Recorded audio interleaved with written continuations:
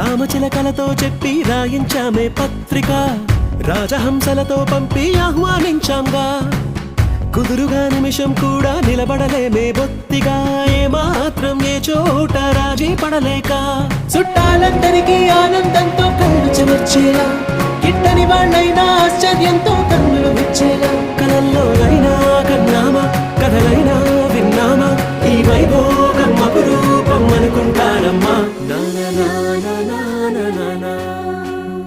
అందాల కుందనపు బొమ్మవని